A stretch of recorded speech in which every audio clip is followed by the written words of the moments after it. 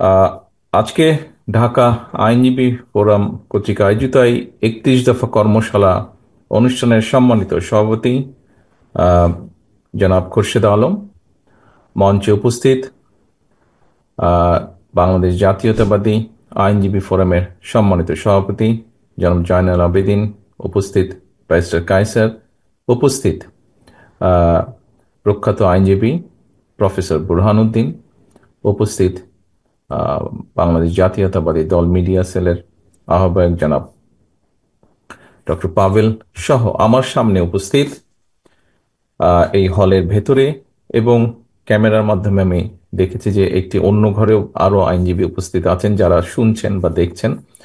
উপস্থিত সকল আইনজীবীবৃন্দ, আসসালাম আলাইকুম। আপনাদেরকে প্রথমে আন্তরিক ধন্যবাদ জানাই যে এই অনুষ্ঠানটিতে কথা বলার সুযোগ হওয়ার জন্য আমার মনে হয় আপনারা ডক্টর পাভেলের কাছ থেকে আমাদের 31 দফার যেই পুরো বিষয়টি, এই বিষয়টি সম্পর্কে আপনারা এর মধ্যেই সম্পূর্ণভাবে মোটামুটিভাবে শুনেছেন এবং আমাদের লক্ষ্য কি, উদ্দেশ্য কি সংক্ষিপ্তভাবে উনি তুলে ধরেছেন খুব সুন্দরভাবে।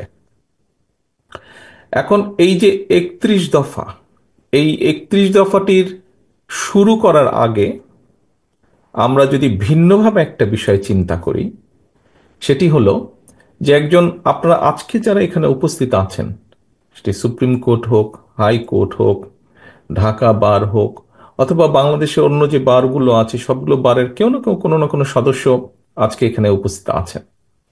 একজন আইনজীবী হিসাবে যদি আপনি একটু পিছনে ফিরে তাকান, তাহলে বিগত 15-16 বছর বা 17 বছর আমরা যদি সেই 111 থেকে ধরি, তাহলে আপনি আপনার যে সেক্টরটি, এই সেক্টরে কি অবস্থা হয়েছে, কি অরাজকতা হয়েছে, কি অবিচার, কি অন্যায় হয়েছে, এটি আপনাদের প্রত্যেকের মেমোরিতে রয়ে গিয়েছে, স্মৃতিতে রয়ে গিয়েছে। এখন প্রিয় উপস্থিতিবৃন্দ, ঠিক একইভাবে যেহেতু আপনারা এমন একটি পেশায় আছেন, আপনাদেরকে আপনার পেশাগত দায়িত্বের কারণে বিভিন্ন মানুষের সাথে আপনাদেরকে মিশতে হয়, কথা বলতে হয়। আপনি একজন লয়ার, কিন্তু লয়ার হিসেবে আপনাকে পেশাগত কারণেই ব্যবসায়ীর সাথে কথা বলতে হয়, আপনাকে পেশাগত কারণে ডাক্তারের সাথে কথা বলতে হয়, ইঞ্জিনিয়ারের সাথে কথা বলতে হয়, একজন শিক্ষকের সাথে কথা বলতে হয়, একজন গৃহিণীর সাথে কথা বলতে হয়, একজন ছোট মুদির দোকানদার হোক বা একজন ছোট ব্যবসায়ী হোক বা যে কোনো পেশার বা সাংবাদিক হোক, যে কোনো পেশার মানুষের সাথে কম বেশি কথা বলতে হয় আপনার পেশাগত কারণে। এবং সবার কাছ থেকে বিগত 15 বছর বিভিন্নভাবে আপনারা বিভিন্ন নির্যাতনের কাহিনী শুনেছেন, অত্যাচারের কাহিনী শুনেছেন, ডিপ্রাইভ, যেই শব্দটি বাংলাদেশে বহুল এখন জনপ্রিয় আলোচিত, বৈষম্য যেই শব্দটি, এই বৈষম্যের শিকার হয়েছেন বহু লক্ষ কোটি মানুষ এই বাংলাদেশের। আর বাংলাদেশ জাতীয়তাবাদী দল সহ যে সকল রাজনৈতিক দল স্বৈরাচারের সময় মানুষের অধিকার আদায়ের আন্দোলনে সোচ্চার ছিল, মানুষের অধিকার, রাজনৈতিক অধিকার প্রতিষ্ঠার আন্দোলনে সোচ্চার ছিল, সেই সকল দলের নেতা বা কর্মীদের কি অবস্থা হয়েছে তার চাক্ষুষ প্রমাণ হচ্ছে না আপনারা। অর্থাৎ আপনাদের এই সেক্টর সহ, আইন সেক্টর সহ, বিচার ব্যবস্থা সহ সর্বক্ষেত্রে একটি অরাজক অবস্থা ছিল, একটি ভঙ্গুর পরিস্থিতি হয়ে গিয়েছে, হয়ে গিয়েছিল না হয়ে গিয়েছে, অর্থাৎ এখনো ক্ষেত্র বিশেষে এটা চলমান আছে। প্রিয় উপস্থিতিবৃন্দ, এখানে বক্তারা উল্লেখ করেছেন আপনাদের কাছে, আমি যতটুকু জানি আপনাদের প্রত্যেকের কাছে একটি ছোট বুকলেটও পৌঁছে গিয়েছে বোধহয় বাই নাও, এই অনুষ্ঠানের শুরুতেই। এবং সেখানে যদি আপনারা দেখেন, সেখানে একটি ডেট লেখা আছে যে কবে আমরা প্রথম এই 31 দফাটি উপস্থাপন করেছিলাম দেশের মানুষের কাছে, দেশের সামনে আমরা উপস্থাপন করেছিলাম। প্রথমে এটি 31 দফাটি 31 দফা ছিল না, এটি ছিল 27 দফা। এখানে বোরহান সাহেব খুব সুন্দরভাবে বলেছেন ওনার বক্তব্যে যে আমরা শহীদ রাষ্ট্রপতি জিয়াউর রহমান কর্তৃক ঘোষিত যে 19 দফা ছিল, সেখান থেকে আমরা নিয়েছি, যা বর্তমান সময়ের সাথে বা ভবিষ্যতের সাথে সামঞ্জস্যপূর্ণ। সময়ের সাথে কিছু কিছু জিনিস তো অবশ্যই পরিবর্তিত হয়। এরপরে আমরা ভিশন 2030 দেশনেত্রী বেগম খালেদা জিয়া যেটি উপস্থাপন করেছিলেন সেখান থেকেও নিয়েছি। আমরা প্রথমে এটিকে 27 দফা হিসাবে উপস্থাপন করেছিলাম। পরবর্তীতে আমাদের সাথে যে সকল গণতান্ত্রিকামী রাজনৈতিক দল ছিলেন তাদেরও মতামত নিয়েছি, তারাও কিছু কিছু মতামত নিয়েছেন। তারপরে আমরা এটিকে 31 দফায় নিয়ে আসি। 27 থেকে অন্যান্য যে সকল রাজনৈতিক আমাদের সাথে রাজনৈতিক দল ছিলেন আন্দোলনে, তাদের মতামতের ভিত্তিতে, তাদেরও কিছু সাজেশন ছিল, সেটার ভিত্তিতে আমরা 31 দফায় নিয়ে আসি। এখন এই 31 দফাটি আমরা প্রায় 2.5 বছর আগে দেশের মানুষের সামনে উপস্থাপন করেছি, দেশের সামনে উপস্থাপন করেছি। যেই পয়েন্টটি দিয়ে আমি আপনাদের সামনে আলোচনা, আমার বক্তব্য শুরু করেছি, যে প্রত্যেকটি সেক্টর কি অবস্থা হয়েছে সেটি কম বেশি চাক্ষুষ প্রমাণ আপনারা, সেটি বিভিন্নভাবে আপনারা সেই বিষয়ে ধারণা আছে আপনাদের। উপস্থিতিবৃন্দ, আহ, বাংলাদেশ জাতীয়তাবাদী দল বাংলাদেশের মানুষের সমর্থনের উপরে ভিত্তি করে এর আগে কয়েকবার রাষ্ট্র পরিচালনা করেছে। যেহেতু বাংলাদেশ জাতীয়তাবাদী দলের রাষ্ট্র পরিচালনার অভিজ্ঞতা আছে, হ্যাঁ, আমরা অতীতে রাষ্ট্র পরিচালনা করেছি, হতে পারে ক্ষেত্র বিশেষে আমাদের কিছু কিছু ভুল হয়েছে, আমরা যেভাবে অনেক জিনিস করতে চেয়েছি হয়তো পারিনি বিভিন্ন সীমাবদ্ধতার কারণে, কিন্তু আমাদের একটি অভিজ্ঞতা আছে, এই দলের অভিজ্ঞতা আছে, এই দলে অভিজ্ঞতা সম্পন্ন মানুষ আছেন যারা রাষ্ট্র পরিচালনার দায়িত্বে ছিলেন।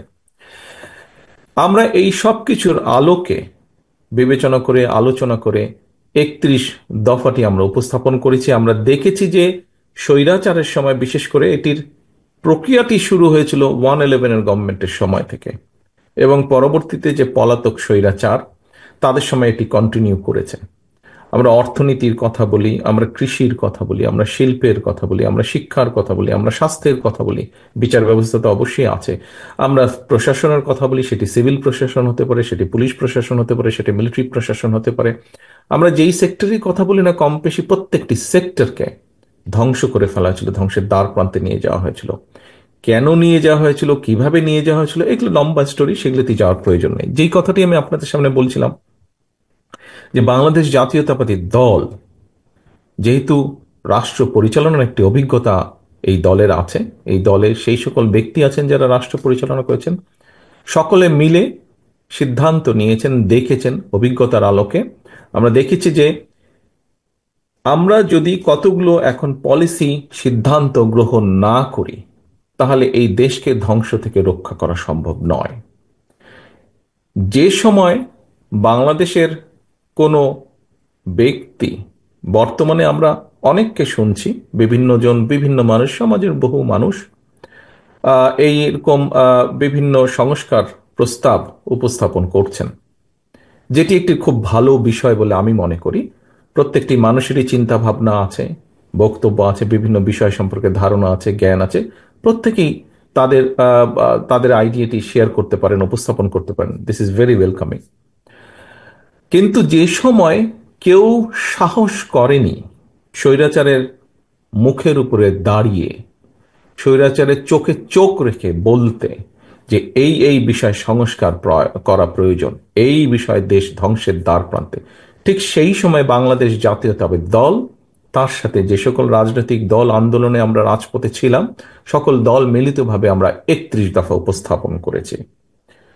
আজকের অনেক ব্যক্তিবর্গই সেদিন সংস্কার এর স্বর ধারে কাছে ওনারা ছিলেন না, কিন্তু সেদিন বিএনপি সহ বিএনপির সাথে সমমনা মানুষগুলো, সমমনা দলগুলো আমরা 31 দফা উপস্থাপন করেছিলাম। এখন যে কথাটি একটু আগে আপনাদের সামনে বলেছি, যে 31 দফার ভিতরে কি কি আছে, বা 31 দফা কেন, কোন লক্ষ্যে। প্রিয় সহকর্মী বৃন্দ, অভিজ্ঞতা তো অবশ্যই আছে, এবং অভিজ্ঞতার সাথে সাথে বাংলাদেশ জাতীয়তাবাদী দল, এটির লক্ষ্য এবং উদ্দেশ্য কি। আমরা একটি রাজনৈতিক দল, আমাদের রাজনৈতিক কর্ম পরিকল্পনা, প্ল্যানিং এসব থাকবে। স্বাভাবিকভাবেই আমরা চাইব আমাদের লক্ষ্য, কৃষি নিয়ে আমরা কি ভাবি, কৃষিকে কিভাবে আমরা আহ, আহ, সবচেয়ে বেশি কন্ট্রিবিউট করতে পারি, অথবা কৃষি থেকে সবচেয়ে বেশি কিভাবে মানুষ উপকৃত হতে পারে, কৃষিকে কিভাবে উন্নত করা যেতে পারে, শিক্ষা নিয়ে আমরা কি ভাবি, দেশের ভবিষ্যৎ প্রজন্মকে আমরা কিভাবে গড়ে তুলতে চাই, কিভাবে দেশকে এগিয়ে নেওয়ার জন্য ভবিষ্যৎ প্রজন্মকে, শিক্ষা ব্যবস্থাকে আহ, সাজালে ভবিষ্যৎ প্রজন্মকে এগিয়ে নিয়ে যাবে, দেশকে এগিয়ে নিয়ে যাওয়া যাবে, কিভাবে স্বাস্থ্য ব্যবস্থাকে কিভাবে সাজালে দেশের মানুষের কাছে স্বাস্থ্য সেবা পৌঁছে দেওয়া সম্ভব হবে। আমরা দেখেছি বাংলাদেশ থেকে বহু বহু মানুষকে চিকিৎসার জন্য চলে যেতে হয়, চলে যান যারা এফোর্ড করতে পারেন, বিভিন্ন দেশে যারা তারা যান। শিক্ষা নিয়ে বিভিন্ন রিপোর্ট বের হয়েছে, সেই রিপোর্টের ভিত্তিতে আলোচনা করলে মনে হবে, একজন রাজনৈতিক কর্মী হিসেবে আমার ধারণা আপনারাও বিশ্বাস করবেন বা মনে করার যথেষ্ট কারণ আছে যে এর আগে যে পলাতক স্বৈরাচার সরকার তারা ইচ্ছাকৃতভাবেই স্বাস্থ্যসেবাকে নষ্ট করে দিয়েছিল। কারণ যে কোনো একটি জায়গায় যে কোনো একটি দেশকে একটি সুবিধা দেওয়ার জন্য। তো এটা বিবেচনা করলে বিভিন্ন বিষয় আসে। জ্বালানি বা জ্বালানি সংক্রান্ত বিষয় যদি আমরা দেখি, আমাদের বিদ্যুৎ সেক্টর বা জ্বালানি সেক্টর সবকিছু বিবেচনা করলে এরকমই একটি ধারণা ফুটে ওঠে। আমাদের দেশের পানি ব্যবস্থা আমরা কিভাবে কিভাবে পানি ব্যবস্থা করতে চাই। কয়েকদিন আগে আপনারা খেয়াল করেছেন যে আমরা বাংলাদেশ জাতীয়তাবাদী দল তিস্তা বাঁচাও এরকম একটি কর্মসূচি সাথে আমরা সম্পৃক্ত হয়েছি। দলের অবস্থান থেকে আমরা কর্মসূচি গ্রহণ করেছি। এই যে এই বিষয়গুলো, শিক্ষা বলেন, স্বাস্থ্য বলেন, দেশের কৃষি বলেন, এই যে তিস্তার কথা বললাম, ফারাক্কার বিষয়ে আমরা উল্লেখ করেছি। আমরা অতীতে যখন দেশ পরিচালনার দায়িত্বে ছিলাম, দেশনেত্রী খালেদা জিয়া, শহীদ রাষ্ট্রপতি জিয়াউর রহমান ফারাক্কা চুক্তি করেছেন। দেশনেত্রী খালেদা জিয়া যখন দায়িত্বে ছিলেন, সেই সময় আমরা যখন আমাদের পক্ষে মনে হয়েছে, সরকার মনে করেছে, আমরা জাতিসংঘে বিষয়টি উপস্থাপন করেছি যে আমরা আমাদের ন্যায্য হিস্সা চাই। এইভাবে এই বিষয়গুলো বিভিন্নভাবে 31 দফায় নিয়ে আসা হয়েছে। কারণ আমাদের রাজনৈতিক দল হিসেবে একটি লক্ষ্য আছে, একটি উদ্দেশ্য আছে, কিভাবে আমরা দেশকে সামনে নিতে চাই। প্রিয় উপস্থিতিবৃন্দ, একটি 31 দফার মধ্যে মনে হয় আরেকটি বিষয় আছে, বোরহান সাহেব খুব সুন্দরভাবে ওখানে তুলে ধরেছেন। একটি তো আছে এইসব কর্ম পরিকল্পনা, যেখানে আমরা মানুষের, সে বেকার হোক, সেটি অর্ধশিক্ষিত হোক, অল্প শিক্ষিত হোক, শিক্ষিত বেকার হোক, বেকারদের কর্মসংস্থান কিভাবে করতে চাই, আমরা শিল্প ব্যবস্থাকে কিভাবে সাজাতে চাই। একটু আগে আমি বলেছি কৃষি, স্বাস্থ্য, এইগুলো সেক্টর, অর্থাৎ যেগুলোতে মানুষ সরাসরি উপকৃত হবে, যেগুলোতে মানুষ উপকৃত হবে, মানুষ স্বস্তিতে থাকবে, এরকম কতগুলো সাবজেক্ট আছে। আর আরেকটি ভাগ আছে, যেই ভাগটির সাথে কম বেশি পেশাগত কারণে আপনাদের একটি সম্পর্ক আছে। সেটি যেমন উল্লেখ করতে হয়, যেমন আমরা বলেছি আপার হাউস বা দ্বিকক্ষ বিশিষ্ট একটি বিষয়। আমরা বলেছি আমরা তত্ত্বাবধায়ক সরকার ব্যবস্থাকে পুনর্বিবর্তন করতে চাই। আমরা বলেছি যে আমরা যেটি আছে যে রাষ্ট্রপতি এবং প্রধানমন্ত্রীর মধ্যে ক্ষমতার একটি ভারসাম্য। আমরা বলেছি যে আমরা মনে করি যে দেশের এই সংসদ যে ব্যবস্থা, এই ব্যবস্থার মধ্যে স্বাভাবিক যেহেতু সংসদীয় ব্যবস্থা, এখানে প্রধানমন্ত্রী হয়, এবং আমাদের একটি মনে করার কারণ আছে, বিভিন্ন বিবেচনায় আমরা মনে করি যে যে স্বৈরাচার ব্যবস্থাটি, এটিকে যদি আমরা ঠিক করতে চাই, এটির হাত থেকে যদি দেশকে রক্ষা করতে চাই, আমরা মনে করি যে একজন ব্যক্তি পরপর দুবারের বেশি প্রধানমন্ত্রী হতে পারবেন না। এখন প্রিয় উপস্থিতিবৃন্দ, এইটি আরেকটি সেক্টর, এটি আরেকটি সেক্টর। এই যে আইনগত বিষয় বা এই যে নৈতিক কতগুলো বিষয়, এটি আরেকটি সেক্টর। এখানে দুটো ভাগ আছে 31 দফার মধ্যে, নিশ্চয়ই আপনারা খেয়াল করেছেন। একটি হচ্ছে প্রতিদিন প্রতিটি মানুষের সাথে কিভাবে মানুষের জীবনযাত্রা বা লাইফকে একটা বেটার পজিশনে নেওয়া যায়, সব শ্রেণী পেশার মানুষকে, সেটি একটা চ্যাপ্টার। আরেকটি চ্যাপ্টার আছে নৈতিক কতগুলো বিষয়ের পরিবর্তনের বা নৈতিক কতগুলো বিষয়ের উন্নতি, সেটি আমাদের রাজনৈতিক সবকিছু চিন্তা চেতনার পরিবর্তন। এখন অবশ্যই এখানে বোরহান সাহেব আবার বলতে হচ্ছে আমাকে ওনার কথা, উনি একটি কথা বলেছেন যে এই বিষয়গুলোকে যদি আমাদের অ্যাড্রেস করতে হয়, বা যে কোনো বিষয় যদি আমরা অ্যাড্রেস করতে চাই না কেন, এই বিষয়গুলোকে অবশ্যই অবশ্যই পার্লামেন্টের মাধ্যমে করতে হবে, সংসদের মাধ্যমে করতে হবে।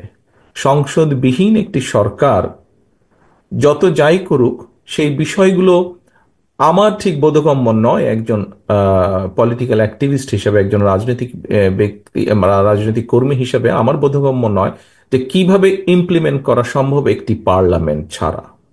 কারণ যারা সংস্কারের কথা বলছেন, আমার ধারণা নিশ্চয়ই ওনারাও এতটুকু বুঝতে সক্ষম যে যাই করি না কেন, কারণ অতীতে দেখা গিয়েছে যে অনেকে এরকম অনেক সংস্কারের কথা বলেছে, কিন্তু যখন পার্লামেন্ট বসেছে, আমরা 111-এর সময় দেখেছি তারাও অনেক বড় বড় সুন্দর সুন্দর কথা বলেছিল, অনেকগুলো সংস্কার প্রস্তাব কি কি সব করেছিল, কিন্তু পরবর্তীতে যখন পার্লামেন্ট বসেছে, স্বৈরাচার যখন ক্ষমতা গ্রহণ করেছে, খুব ক্লিয়ারলি বলা যায় কম বেশি।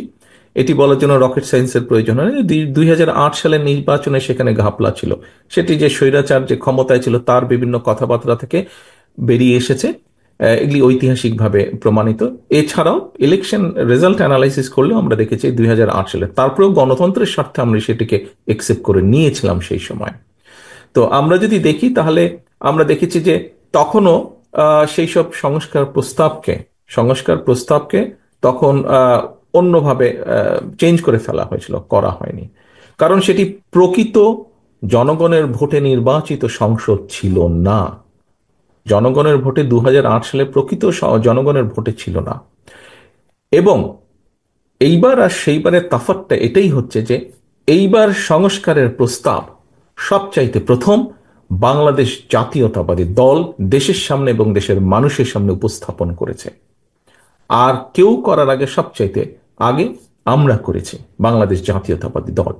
যেহেতু আমরা বাংলাদেশ জাতীয়তাবাদী দল এই সংস্কার প্রস্তাব সবচাইতে আগে উপস্থাপন করেছি, কমিটমেন্ট করেছি আমরা বাংলাদেশের মানুষের কাছে, সেজন্যই এটিকে পর্যায়ক্রমিকভাবে, ধারাবাহিকভাবে এটিকে সাকসেসফুল করা অথবা এটি প্রতিশ্রুতি পূরণ করা, এটি আমাদের একটি পবিত্র দায়িত্ব। এবং এই পবিত্র দায়িত্ব যদি আমাদেরকে পর্যায়ক্রমিকভাবে বাস্তবতার নিরিখে আমাদেরকে এটিকে পূরণ করতে হয়, অবশ্যই একটি সংসদের প্রয়োজন আছে। কারণ সংসদ ছাড়া একটি নির্বাচন, যেই নির্বাচনের মাধ্যমে বাংলাদেশের মানুষ প্রকৃতভাবে তাদের রায় প্রদান করতে পারবে, সেই রায়ের মাধ্যমে যেটাই রেজাল্ট হোক না কেন সংসদের, স্বচ্ছ এবং স্বাভাবিক নিরপেক্ষ নির্বাচনের মাধ্যমে যেই রায়টি হবে, সেই রায়ের মাধ্যমে সংসদ যেটাই হোক না কেন, সেই সংসদ একমাত্র সংস্কার প্রস্তাবকে বাস্তবে রূপ দিতে সক্ষম হবে। প্রিয় উপস্থিতিবৃন্দ, আহ, বিভিন্ন ব্যক্তি, বিভিন্ন বিষয়, কোন নির্বাচন আগে হবে, কোন নির্বাচন পরে হবে, বিভিন্ন জনের বিভিন্ন দাবি হয়তো থাকতেই পারে, এটিতে থাকতেই পারে। কিন্তু আমাদেরকে আজকে একটি বাস্তবতা মনে হয় বিবেচনা করতে হবে। সেই বাস্তবতা, আমরা যদি আমাদের চারিদিকে তাকাই তাহলে আমরা একটি অস্থিরতা হয়তো লক্ষ্য করতে পারি। বিভিন্ন টিভি টকশো থেকে আরম্ভ করে বিভিন্ন ব্যক্তি যারা বিভিন্নভাবে তাদের রাজনৈতিক বক্তব্য উপস্থাপন করেন, বিভিন্ন মাধ্যমে, ইলেকট্রনিক মাধ্যম সহ বিভিন্ন মাধ্যমে, প্রত্যেক জায়গায় আমরা দেখছি যে একটি অস্থিরতা বিরাজ করছে। এই অস্থিরতা বিরাজ করার হয়তো একটি মূল কারণ হতে পারে যে স্বাভাবিকভাবেই এই মুহূর্তে অন্তর্বর্তীকালীন সরকার আছে, এবং অন্তর্বর্তীকালীন সরকারের আমরা মনে করি মূল দায়িত্ব হচ্ছে, অন্তর্বর্তীকালীন সরকারের মূল দায়িত্ব হচ্ছে সেটি, অর্থাৎ দেশের মানুষ যেই সিদ্ধান্ত নিতে চায় সেই সিদ্ধান্তের সাথে একমত পোষণ করা এবং দেশের মানুষকে তার সিদ্ধান্ত নিতে সহযোগিতা করা, সেই ব্যবস্থা করা, রাজনৈতিক সিদ্ধান্ত গ্রহণ করতে সহযোগিতা করা, এটি হওয়া উচিত তাদের মূল লক্ষ্য। আমরা আহ, লক্ষ্য করছি যে বিভিন্ন কথাবার্তা, সরকারের বিভিন্ন ব্যক্তির বিভিন্ন কথাবার্তা থেকে আমাদের কাছে মনে হচ্ছে তারা, এবং বিভিন্ন ব্যক্তির আলোচনা থেকেও ফুটে উঠছে যে তারা সম্ভবত তাদের লক্ষ্য থেকে কিছুটা হলেও বিচ্যুত হচ্ছেন ক্ষেত্র বিশেষে। এবং বিভিন্ন স্টেটমেন্ট থেকে, বিভিন্ন ব্যক্তির বিভিন্ন স্টেটমেন্ট থেকে বিভিন্ন রকম কনফিউশনের তৈরি হচ্ছে, বিভিন্ন কনফিউশন তৈরি হচ্ছে, মানুষ বিভিন্নভাবে কনফিউজড হচ্ছে। প্রিয় উপস্থিতিবৃন্দ, খুব স্বাভাবিকভাবে রাজনীতিতে যখন কনফিউশন থাকবে, অস্থিরতা তখন দেখা দিবে আমাদের, এবং এই অস্থিরতার কারণে প্রত্যেকটি দেশের প্রত্যেকটি মানুষ সমস্যার সম্মুখীন হবে। কারণ যখনই রাজনৈতিক অস্থিরতা থাকবে, রাজনৈতিক স্টেবিলিটি যদি আমরা এনশিওর করতে না পারি, তাহলে আমরা যে যত সংস্কারই ঘোষণা করি না কেন, যে যত নীতি গ্রহণ করি না কেন, কোনোটি সাকসেসফুল হবে না। রাজনীতি অস্থির হলে এটি এফেক্ট করবে অর্থনীতিতে, এবং অর্থনীতি এফেক্ট করবে সবকিছুকে, অর্থনীতি এফেক্ট করবে সবকিছুকে। সেই জন্যই অর্থনীতি এফেক্ট করবে, এমনকি আপনারা যারা আইন পেশার সাথে সম্পৃক্ত আছেন, আপনার পেশাকে এফেক্ট করবে খুব স্বাভাবিকভাবে। একজন ক্ষুদ্র মুদি দোকানদার বলি, একজন রিক্সা চালক বলি, একজন সিএনজি চালক বলি, একজন মাঝারি ব্যবসায়ী বলি, আহ, যে কারো কথাই বলি না কেন, প্রত্যেকটি ক্ষেত্রে কিন্তু এফেক্ট করবে এবং প্রতিটি মানুষ ক্ষতিগ্রস্ত হবে। সেই জন্য আমাদের মূল লক্ষ্য হওয়া উচিত, অন্তর্বর্তীকালীন সরকার সহ প্রতিটি মানুষের আমাদের মূল লক্ষ্য হওয়া উচিত অবশ্যই দেশকে আগামী দিনে একটি যত দ্রুত সম্ভব একটি স্টেবল স্থিতি অবস্থার কাছে নিয়ে আসা।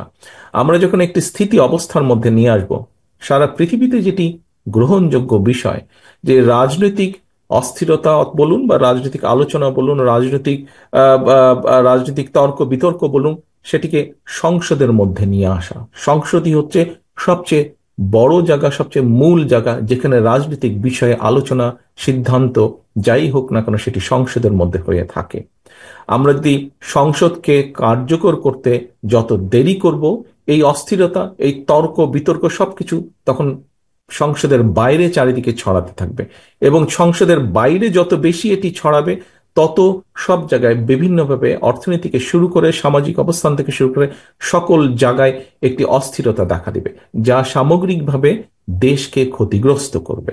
কাজেই প্রিয় উপস্থিতিবৃন্দ, আপনারা এখানে আছেন, আপনাদের নামের সাথে একটি লার্নের শব্দ সবসময় ব্যবহার করা হয় এবং এই কথাটি কম বেশি আমরা সবাই বিশ্বাস করি, এটির যথার্থতা আছে। সেজন্যই আজকে এখানে যেই উপস্থিতিবৃন্দ আপনারা উপস্থিত আছেন, আপনারা আহ, আমি মনে করি সমাজের একটা দর্পণ হিসাবে আপনাদেরকে আমরা বিবেচনা করতে চাই এবং সেজন্যই আপনাদের এখানে বিশাল একটি ভূমিকা আছে। এখানে আপনারা এই পেশার সাথে যারা জড়িত আছেন, আপনাদের একটি বিশাল ভূমিকা আছে। কি সেই বিশাল ভূমিকা? সেই বিশাল ভূমিকাটা হচ্ছে যে, এই যে আমি যেভাবে আপনাদের সামনে উপস্থাপন করার চেষ্টা করেছি যে দেশে একটি স্থিতি অবস্থা প্রয়োজন আমাদের। স্বৈরাচার দেশকে যে অবস্থায় রেখে গিয়েছে, পলাতক স্বৈরাচার, দেশে অবশ্যই দ্রুত একটি স্থিতি অবস্থার প্রয়োজন। প্রিয় উপস্থিতিবৃন্দ, একটি কথা, আমি জানি না এই কথাটি কে কিভাবে গ্রহণ করবেন, তবে একটি কথা আমি মনে করি। দেখুন, তালি পাওয়া কথা বলা খুব সহজ ব্যাপার, কিন্তু ক্ল্যাপিং পাওয়ার জন্য এরকম রাজনীতির চটকদার এরকম অনেক কথা থাকে, কথা যেগুলো আমরা বলতে পারি, বাট বাস্তবতা বা বাস্তব কিন্তু অনেক ভিন্ন, অনেক রূঢ়। বাস্তবে আমাদেরকে অনেক বিষয়ে ডিল করতে হয়। আমাদেরকে বলতে আমরা বোঝাচ্ছি সকলকে আমাদেরকে মেনে চলতে হয়, বুঝে চলতে হয়। সেজন্যই আমি বলছি যে আজকে যেই কথাগুলো আমি বলার চেষ্টা করেছি, আপনাদের সামনে বলতে চাইছি আপনাদের সামনে, সেটি হচ্ছে যে আমরা যত দ্রুত দেশে একটি স্থিতি অবস্থা, মানে এইটি আগে করব না ওটি আগে করব, ওটি আগে করব না এটি আগে করব, এই তর্ক বিতর্ক যদি চলতে থাকে, আহ, তাহলে সামগ্রিকভাবে জাতি কিন্তু ক্ষতিগ্রস্ত হবে আরো বেশি। দেশ তো ক্ষতিগ্রস্ত হবে এবং বিভিন্ন সমস্যা দেখা দিবে। সেজন্যই আমরা মনে করি, বিএনপির অবস্থান থেকে আমরা মনে করি, আহ, রাজনৈতিক দল হিসেবে আমরা মনে করি, একজন রাজনৈতিক কর্মী হিসেবে আমি মনে করি, দেশে যত দ্রুত সম্ভব একটি স্থিতি অবস্থা আনা সম্ভব, তত দ্রুত দেশকে ধ্বংসের কিনারা থেকে ধীরে ধীরে বের করে নিয়ে আসা সম্ভব, সরিয়ে নিয়ে আসা সম্ভব। অনেকেই বলে থাকেন, কোনো কোনো ব্যক্তি, আমি শুনেছি, অনেকের না বলেও কোনো কোনো ব্যক্তি বলার চেষ্টা করেন বা বলে থাকেন যে নির্বাচন হলেই কি সব সমস্যার সমাধান হয়ে যাবে? নির্বাচন হলেই যে সব সমস্যার সমাধান হয়ে যাবে, সে কথাটি এইভাবে না বলে আমরা চিন্তা করতে পারি, নির্বাচন হলে যেহেতু একটি স্থিতি অবস্থা আসবে এবং ধীরে ধীরে রিফর্ম কাজগুলো শুরু হবে, সমস্যাগুলোর আহ, প্রকটতা, তীব্রতা ধীরে ধীরে কমা শুরু করবে এবং নির্বাচন হলে সমস্যাগুলোর সমাধান কিভাবে করা যায়, এটি দায়িত্বপ্রাপ্ত হবেন বিভিন্ন মানুষ। যখন দায়িত্বপ্রাপ্ত হবেন, স্বাভাবিকভাবেই তারা বসবেন, তারা আলোচনা করবেন, তারা কাজ করবেন। একদিনে কোনো কিছুই হবে না, বাট হওয়া পসিবিলিটি শুরু হবে, হওয়ার সম্ভাবনা শুরু হবে। কাজেই প্রিয় উপস্থিতিবৃন্দ, আজকে আমরা এখানে 31 দফার কর্মশালায় অনুষ্ঠানে যোগদান করেছি। এই 31 দফার লক্ষ্য উদ্দেশ্যই ছিল দেশ এবং দেশের মানুষ, কিভাবে দেশের মানুষের অবস্থার উন্নতি ঘটানো যায়, কিভাবে দেশের উন্নতি ঘটানো যায়। এই 31 দফা বাস্তবায়নের সুযোগ যদি বাংলাদেশ জাতীয়তাবাদী দল আগামী দিনে বাংলাদেশের মানুষের সমর্থনে সরকার গঠনে সক্ষম হয়, তাহলে এই 31 দফা আমরা পূরণে আমরা যথাসাধ্য আমাদের অবশ্যই চেষ্টা থাকবে। কিন্তু কিন্তু 31 দফাকে যদি আমাদের বাস্তবায়ন করতে হয়, তাহলে আমি ব্যক্তিগতভাবে বিশ্বাস করি 31 দফা বাস্তবায়ন করতে হলে 31 দফা আপনারা যদি খুব ভালো করে দেখেন, আহ, আমরা আমাদের অবস্থান থেকে 31 দফা দিয়েছি। অন্তর্বর্তীকালীন সরকার বেশ কয়েকটি 6টি বোধহয় কমিশন গঠন করেছেন, তারাও বিভিন্ন বিষয়ে সুপারিশ দিয়েছেন। আপনারা যদি মিলিয়ে দেখেন দেখবেন খুব একটা বেশি তফাৎ নেই 31 দফার সাথে, খুব একটা বেশি ডিফারেন্স নেই। কিছু কিছু থাকতেই পারে, না থাকার কোনো কারণ নাই। তাদের কিছু কিছু বিষয় মনে হয়েছে ওনারা দিয়েছেন, এটা দিতেই পারেন ওনারা, কিন্তু মূল বা বেসিক বিষয়গুলোর মধ্যে কোনো তেমন কোনো পার্থক্য নেই। তাই যদি হয়ে থাকে তাহলে অবশ্যই আমরা মনে করি, এবং একই সাথে আপনারা প্রথমেই যেই কথাটি বলেছি, বোরহান সাহেব ওনার বক্তব্যে বলেছেন যে 31 দফা শুধু বিএনপির না, বিএনপির সাথে আমরা আরো কতগুলো রাজনৈতিক দল, যেই দলগুলোর সাথে আমাদের রাজনৈতিক আদর্শেরও ভিন্নতা আছে, কিন্তু সেই দলের নেতৃবৃন্দও কিন্তু আলোচনা পর্যালোচনা করে, আমরা তাদের সাথে আলোচনা করে আমরা সকলে মিলে দিয়েছি। কাজেই 31 দফা এই বাংলাদেশের একটি বৃহৎ জনগোষ্ঠীর মতামতের রিফ্লেকশন, বৃহৎ জনগোষ্ঠীর মতামতের রিফ্লেকশন। শুধু বিএনপি না, বিএনপির সাথে আরো অনেকগুলো দল আছেন যারা তাদের মতামত দিয়েছেন, এবং তারাও বাংলাদেশের বহু মানুষকে রিপ্রেজেন্ট করেন। বিএনপি যেমন করে তারাও করেন। কাজে এটি বৃহৎ জনগোষ্ঠীর রিপ্রেজেন্টেশন হচ্ছে, বা রিফ্লেকশন, বৃহৎ জনগোষ্ঠীর মতামতের রিফ্লেকশন হচ্ছে এই 31 দফা। কাজে এখানে খুব অন্য কারোর সাথে বা বর্তমানে যারা দিচ্ছেন তাদের সাথে খুব তফাৎ হওয়ার কোনো কারণ নেই। 31 দফা পূরণ করতে হলে শুধু আমরা ইনশাল্লাহ জনগণের সমর্থনে সরকার গঠনে সক্ষম হলে আমরা 31 দফা পূরণে প্রতিটি দল, প্রতিটি মানুষের আমাদের সহযোগিতা কাম্য। প্রতিটি দল, প্রতিটি মানুষের সহযোগিতা কাম্য আমাদের। আমরা একা পারবো না, যেহেতু দেশ গঠন একক কোনো কাজ নয়। দেশ গঠন, দেশকে রাষ্ট্র পুনর্গঠন, রাষ্ট্রের কাঠামোকে পুনর্গঠন করতে হলে একক সরকারের পক্ষে সম্ভব নয়। এটি দরকার সকল মানুষের সমষ্টিগত প্রচেষ্টার মাধ্যমে। প্রিয় উপস্থিতিবৃন্দ, আহ, আমি দৃঢ়ভাবে বিশ্বাস করি যে আজকে আপনাদের সামনে 31 দফা খুব সুন্দরভাবে আরো অনেক বিস্তারিতভাবে ডক্টর পাভেল আপনাদের সামনে উপস্থাপন করেছেন। আপনাদের হয়তো কারো কারো মনে কোনো কোনো প্রশ্ন ছিল, আমার মনে হয় এই প্রশ্নের পুরোটা না হলেও অনেকটার উত্তর আপনারা খুঁজে পেয়েছেন। আপনাদের সকলের কাছে আমার একটি একান্ত অনুরোধ থাকবে, আপনারা যেই ছোট ছোট বইটি নিয়েছেন এটি যদি আপনারা দয়া করে কষ্ট করে যদি একটু রিপ্রিন্ট করে নেন, অথবা বিএনপি কেন্দ্রীয় কার্যালয়ে পাবেন, আইনজীবী বাংলাদেশ জাতীয়তাবাদী আইনজীবী ফোরামের মাধ্যমে আমরা কিছু কিছু আপনাদেরকে সরবরাহ করতে সক্ষম হব। আপনারা যতটুকু সম্ভব, এখানে যেহেতু জাতীয়তাবাদী আইনজীবী ফোরামেরই অধিকাংশ সদস্য উপস্থিত আছেন, আপনাদের সকলের কাছে অনুরোধ থাকবে যতটুকু আপনাদের কাছে যেভাবে সম্ভব, যখন মনে করবেন আপনার ক্লায়েন্ট যারা আসবে দয়া করে তাদের সামনে খুব সংক্ষেপে হলে 31 দফার বিষয়টি তুলে ধরবেন। আর যদি সম্ভব হয় চেষ্টা করবেন 31 দফার একটি বই, ছোট যেই বইটি বুক পকেটে রাখা যায়, এই বইটি দয়া করে যাকে যাকে সম্ভবভাবে মনে করবেন তার কাছে বইটি পৌঁছে দিবেন, তার সামনে আপনি কথাটি দয়া করে তুলে ধরবেন। আমি একটু আগে যে কথাটি বললাম, যে কোনো দেখুন, আহ, একটি বিল্ডিং, 5 তলা একটি বিল্ডিং গড়ে তুলতে হয়তো 100-150-200 শ্রমিক অক্লান্ত পরিশ্রমের মাধ্যমে গড়ে তুলতে সক্ষম হন, কিন্তু বিল্ডিংটি যদি ভেঙে ফেলতে হয় আমার মনে হয় 1-2জন শ্রমিকের পক্ষেই সম্ভব পুরো বিল্ডিংটি ভেঙে ফেলা। কাজেই রাষ্ট্র পুনর্গঠনের জন্য প্রতিটি দেশের প্রতিটি মানুষ, প্রতিটি নাগরিকের, বিবেকবান প্রতিটি মানুষের সহযোগিতা কাম্য, সাহায্য কাম্য। সকলের মিলিত প্রচেষ্টার মাধ্যমেই আমরা একটি সুন্দর, আমাদের প্রত্যাশিত একটি বাংলাদেশ ইনশাল্লাহ গড়ে তুলতে সক্ষম হব। সকলকে আন্তরিকভাবে ধন্যবাদ। আল্লাহ হাফিজ। বাংলাদেশ জিন্দাবাদ। বাংলাদেশ জাতীয়তাবাদী দল জিন্দাবাদ।